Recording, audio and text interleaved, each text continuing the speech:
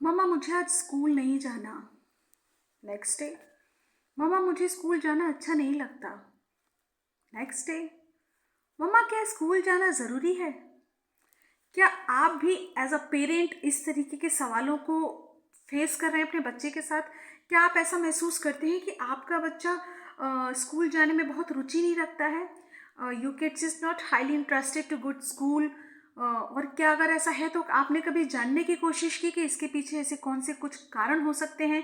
हम सिर्फ उनको पनिश करते हैं और एक हमारा जो रूटीन और हमारा जो टाइम टेबल है, हमारे जो अपने ज़माने की सोच है कि नहीं बेटा आपको जाना ही है, स्कूल जाने से आप बड़े कैसे हो जाओगे, फिर आप पढ़ोगे कैसे, फिर आप कुछ बनोगे कैसे, ये जो हमने सुनते आए हैं बातें, क्या हम वही बातें अपने बच्चों को भी सुना देते हैं? क्या हमने असल समस्या को जानने की कभी कोशिश की?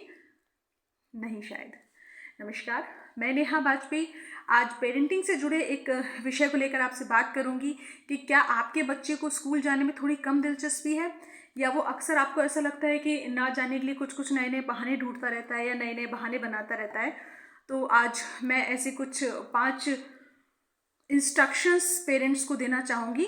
इंस्ट्रक्शन ही बोलूँगी मैं, कि अगर हम उनको फॉलो करें तो हम शायद उनकी जो प्रॉब्लम है हम उसको समझ सकते हैं कि मतलब ऑटोमेटिकली या अल्टीमेटली वो क्यों नहीं जाना चाहते हैं।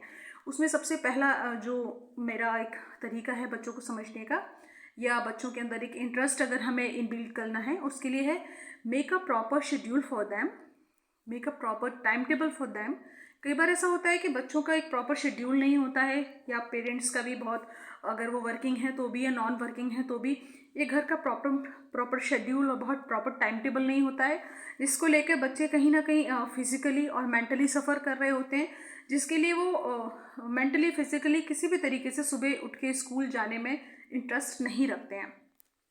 तो जो पहला आपको एक अपने लिए मेरा जो इंस्ट्रक्शन है पेरेंट्स के लिए, वो यही है कि वो पहले अपने बच्चों के लिए एक प्रॉपर डेली रूटीन, एक प्लान बनाएं और उसके हिसाब से ही उनको समय पर काम करने के लिए ऑर्डर करें। जो दूसरा जादुई तरीका है मेरा, वो है इंटरेस्टिंग लंच। अगर आपके बच्चे बहुत छोटे हैं और मतलब प्री प्राइमरीज़ में हैं या इवन 5th-6th क्लास तक भी हैं, तो उनका जो लंच है वो भी बहुत इंटरेस्टिंग होना चाहिए।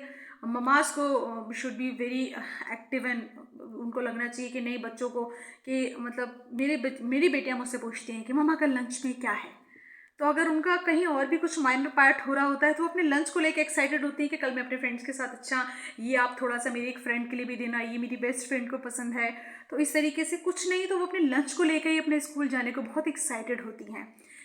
तीसरा जो तरीका है, homework should be complete on time. ये पेरेंट्स का भी तरीका है। हम लोग स्कूल भेज देते हैं बच्चों को या उनकी कोचिंग लगा देते हैं, लेकिन हम एज अ पेरेंट अगर फ्री हैं तो भी ये ध्यान नहीं देते हैं कि क्या बच्चा वाकई स्कूल का या कोचिंग का अपना जो वर्क है वो समय पर कर रहा है या नहीं कर रहा है। तो एक पेरेंट्स का जो बच्चे की लाइफ में पार्ट होता है उसको कोई फुलफिल नहीं कर सकता है, ना कोई ट्यूशन टीचर, ना कोई स्कूल टीचर। तो ये पेरेंटिंग का एक बहुत मेन पार्ट है कि आप इस बात का ध्यान रखें कि आपके बच्चे का होमवर्क समय पर कंप्लीट हो, जिससे अगले दिन उसको स्कूल जाने में रुचि भी रहे और उसको एक कॉन्फिडेंस हो कि नहीं अभी मैं जाऊंगा स्कूल। जो अगला मेरा तरीका है वो है your connection should be direct with the class teachers. आप उनके, आपके बच्चों की जो क्लास टीचर हैं, आपका उनके साथ एक डायरेक्ट कनेक्शन होना चाहिए। बच्चे की हर प्रॉब्लम या किसी भी इस विषय को लेकर आपको डायरेक्ट उसको उनको पहचानने में आना चाहिए कि हाँ ये इसकी मदर है और ये इनका बच्चा है। तो आपका जब डायरेक्ट कनेक्शन एक पेरेंट्स का होता है टीचर के साथ, तो इसमें बच्चा बहुत कॉन्फिडेंट और इंटरेस्टिंग रहता है अपने स्कूल के लिए, कि उसको पता है कि अगर कोई भी प्रॉब्लम है तो मैं अपनी मम्मा को शेयर करूँगा और मेरी मम्मा मेरी टीचर को शेयर करेगी, तो इस तरीके की कोई भी प्रॉब्लम है वो मेरी ईजिली सॉल्व हो सकती है। जो अगला इंस्ट्रक्शन है वो है लिसन देम केयरफुली ऑलवेज। जब भी वो आपसे कुछ बोल रहे हैं स्कूल से आके, तो उनको बहुत केयरफुली आपको सुनना है। मैं मानती हूँ कि आप बिज़ी रहते हैं, मैं भी बिज़ी रहती हूँ, हमारे पास बहुत ज़्यादा वक्त नहीं होता अपने बच्चों के लिए, लेकिन ये एक पेरेंटिंग का बहुत ख़राब पार्ट है कि हम शायद इतने व्यस्त हो गए हैं आज के जीवन में कि हमारे पास अपने बच्चों की बातें सुनने का भी समय नहीं है। उनको समय देना तो बहुत बड़ी बात है, वो जो बोल रहे हैं हम उनको सुन भी नहीं पाते हैं ठीक से। तो जो उनके अंदर उनके कॉन्फिडेंस को भी इनबिल्ड नहीं होने देता है। प्लस जब वो स्कूल से आते हैं तो आप यकीन मानिए कि उनके पास बहुत सारी शिकायतें और बहुत सारी एक्साइटेड चीज़ें होती हैं आपको बताने के लिए। आज ये हुआ, आज मेरा फ्रेंड लंच में ये लाया था, आज पता है एक टीचर ने ऐसे किया, आज पता है एक न्यू टीचर आई थी, आज पता है आपको मेरी टीचर ने ऐसे कपड़े पहने थे। वो बहुत बहुत उनके पास बहुत बल्क में बहुत कुछ होता है आपको बताने के लिए।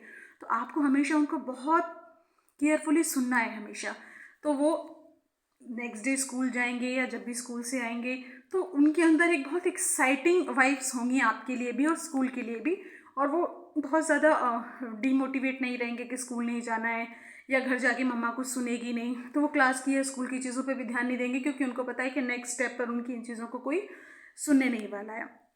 और जो सबसे आखिरी पेरेंटिंग का तरीका है जो मुझे लगता है सिर्फ छोटे बड़े और बहुत बड़े बच्चों के साथ सबके साथ हमें यूज़ करना चाहिए, ऑलवेज ट्रीट देम लाइक अ फ्रेंड।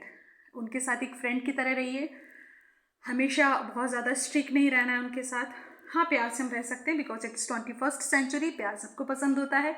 और अगर मैं आपसे कहूँ इस काम को आप प्लीज़ कर दीजिए और मैं आपसे कहूँ इस काम को आप कर दीजिए, then how would you feel? आपको इन दोनों में से कौन से तरीके पसंद आए? जबकि आपकी साइकोलॉजी सेट है। जब आपको पहला तरीका पसंद आया तो जाहिर सी बात है कि बच्चों को भी पहला तरीका पसंद आएगा। तो उनके साथ हमेशा एक फ्रेंड की तरह बहुत पोलाइटली उनके साथ पेश आइए ताकि वो भी बहुत कॉन्फिडेंट रहें कि ठीक है मेरे पेरेंट्स हैं, मेरे कोई भी प्रॉब्लम होगी तो वो इजीली सॉल्व कर सकते हैं, मुझे घबराने की बिल्कुल ज़रूरत नहीं है।